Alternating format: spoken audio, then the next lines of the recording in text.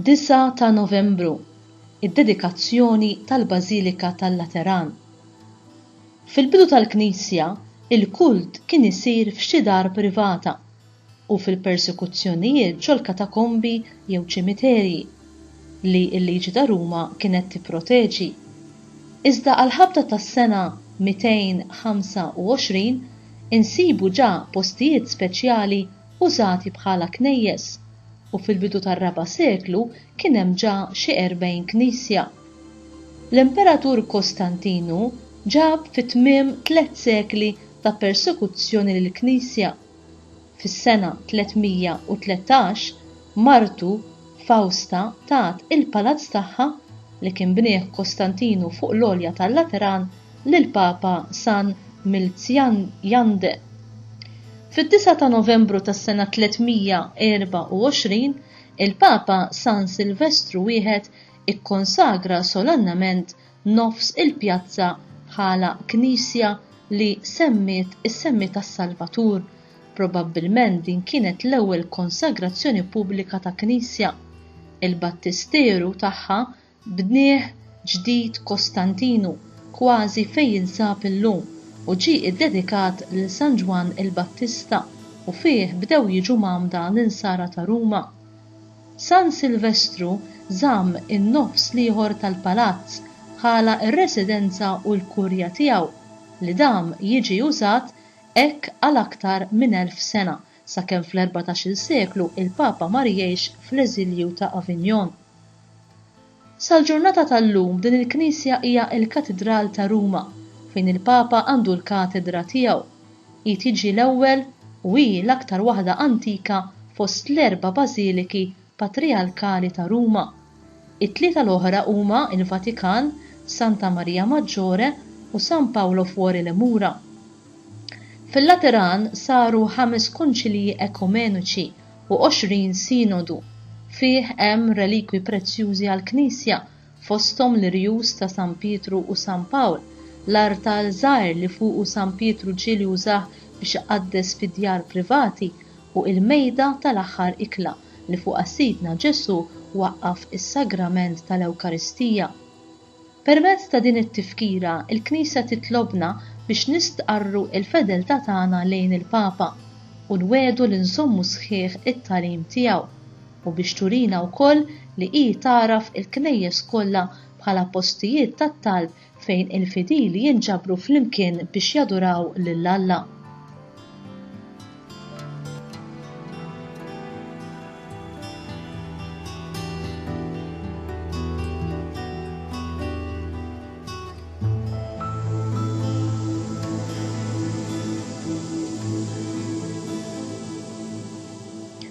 Qari mid-diskorsi tal-Isqof San Ċesarju ta' Arles dwar il-fatt li kull wieħed minna sar tempju ta' Alla bil-Magħmudija.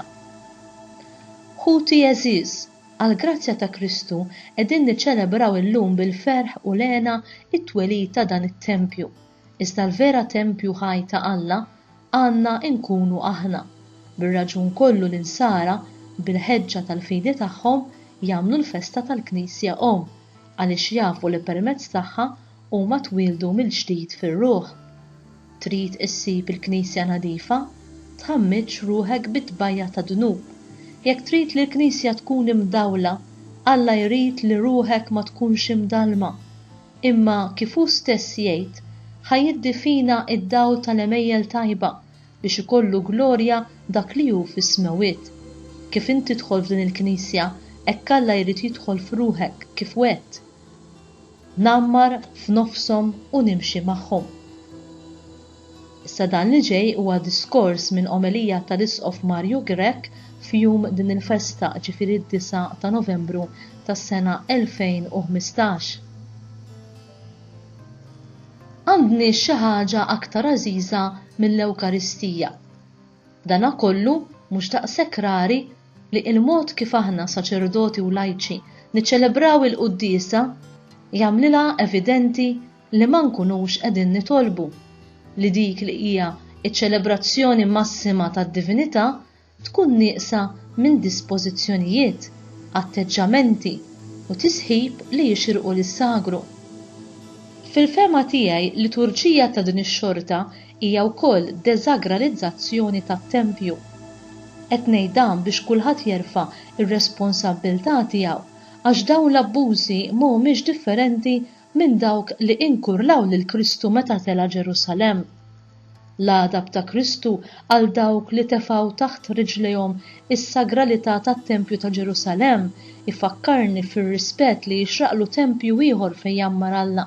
Qed nirreferi għal kuxjenza li hija t-tempju l-aktar intimu fejn is-sigriti tal-bniedem iħabbat wiċċu ma' Alla, jifhem il-vuċi tiegħu u jiddjaloga miegħu.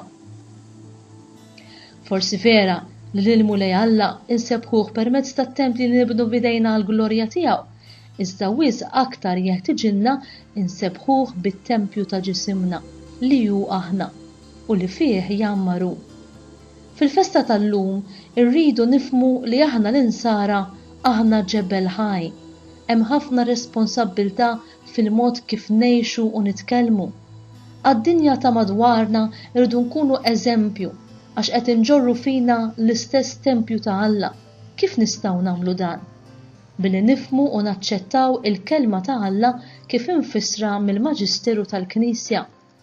Irridu nkunu qalb waħda mal-Papa fit-tagħlim li huwa mdawwal mill-Ispirtu Santu biex idawwalna ħalli ngħixu kull ħin ir-rieda ta' Alla fil-ħajja tagħna, fl-ambjent li fih ninsabu.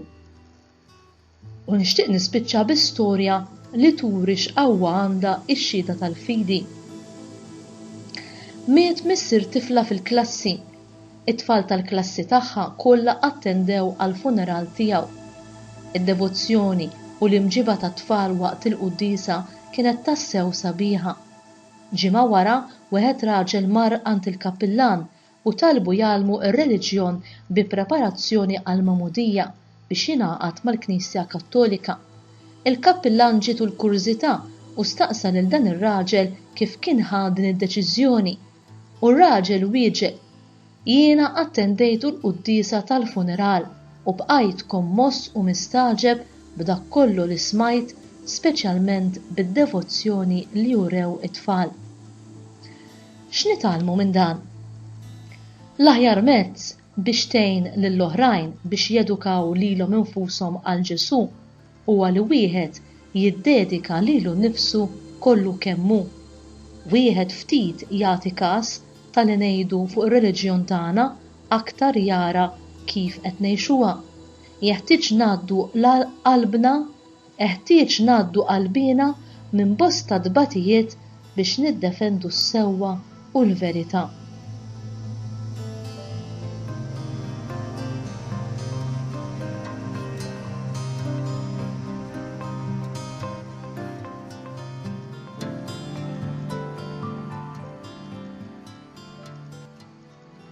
Talba.